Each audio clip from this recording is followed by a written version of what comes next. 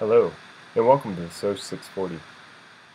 The class, Advanced Islam and Terrorism, should support your individual interest as you begin to navigate your course requirements towards your overall master's class.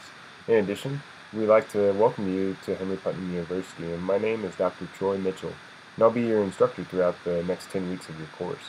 I hope you enjoy this course that we've put together as we try to explain and discuss the history, philosophy, political, and theological tenets across the modern Islamic movements. In addition, we have a special focus on various segments that have embraced violence throughout our overall time. Throughout this video, I'd like to provide you an overview of what the course is, course expectations, and an opportunity to meet myself and see how we can communicate together to serve your common interest. We'll start off with a quick course overview. First two modules of the course, students begin to explore, what the modern Islamic revival of the 19th and 20th centuries are, and how did certain influential thinkers believe that the revival resulted in political movements. In addition, we'll move over to the third and fourth modules, where you'll begin to examine how political exclusion and government repression of fundamentalist movements led to the rebellion and violence, leading to how and why radical movements occurred and how they formed. Then we'll shift over to Module 5, where we'll study strategies for dealing with the challenge of Islamic movements that breed terrorism.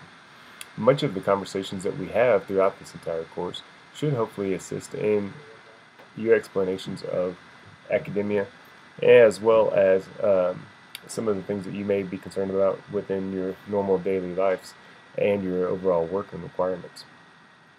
There are two textbooks for this class, and then multiple recommended textbooks. And then as the course continues, I'd ask you to continue to upload over in student announcements or email me the articles directly, current events that you'd like to discuss, to make sure that the course remains relevant and timely to your individual interest. Meanwhile, the course is designed with various discussion forums throughout, as well as a case study and midterm exams. Each of those discussion forums are due at the end of that week. For example, discussion forum 1 should be due by the 7th of the month, and discussion forum 2 should be due by the 14th of the month.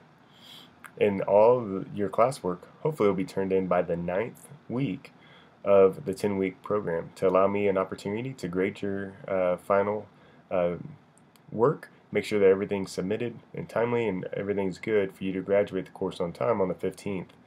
In the event that you do not believe that you will make those individual requirements, please let me know. Communication is the key to online learning in this class.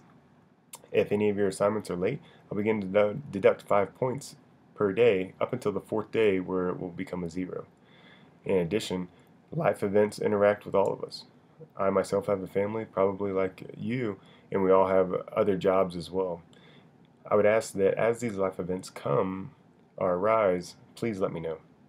One, so I can help you, but also if you're falling behind in the class, as we get closer towards the end, I can communicate with you about how to make your course extension and continue on with your academic goals and interest based on life's intervention.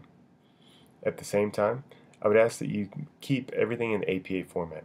APA format is the standard for all of our classes throughout Henry Putnam University, and you should have at your disposal the 6th manual Henry Putnam APA, 6th manual of the APA manual to assist you.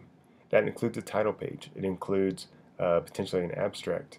It includes how do you write figures and tables with a descriptor above and citations below, and how do you do your references and your citations properly per the APA format. I am a big proponent of making sure that every one of the students meet the standard. The standard is a standard for a reason. We should not deviate from it.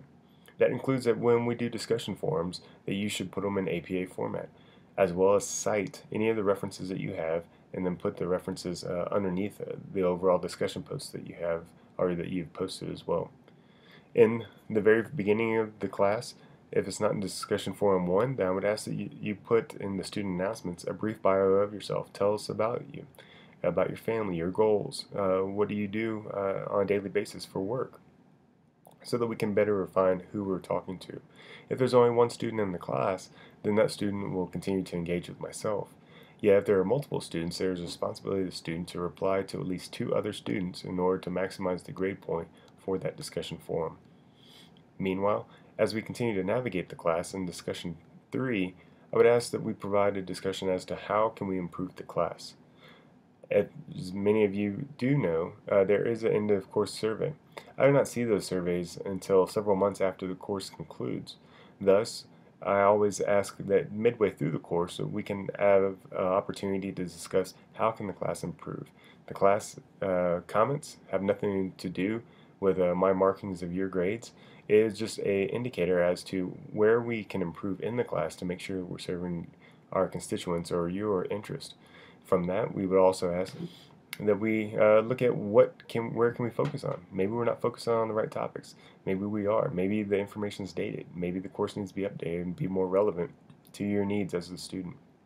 Henley Putnam University is here to serve you, and it is a team-building effort between you and I to make sure that we're serving your common goals.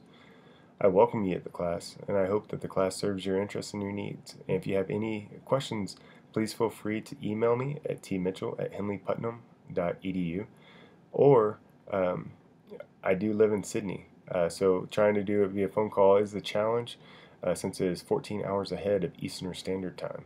And so with that, for all assignments, I would ask that we use the Pacific Standard Time as the ending clock, per se, on when assignments are due. But because I live in Sydney, I would ask that you continue to work with me via email, and if I need to or we need to transit the conversation to FaceTime, Skype, or to a phone call, please let me know and we can coordinate that visit for you. If you have any questions, again, communication is the key. Enjoy the class, enjoy the information, and I hope you enjoy your time at Henley Putnam. Thank you for your opportunity.